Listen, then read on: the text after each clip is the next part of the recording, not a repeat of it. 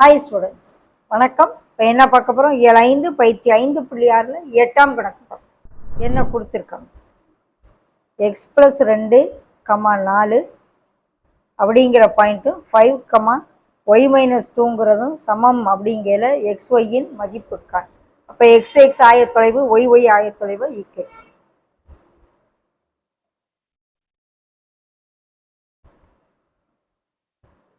3. இதே போல் y ஆயத்தொலைவு -2 வந்து +2 ஆயிரும். So 6 = y. அப்போ xyயின் மதிப்பு என்னன்னு கேட்குறாங்க. எக்ஸினுடைய மதிப்பை முன்னாடி, ஒய்யினுடைய மதிப்பை பின்னாடி.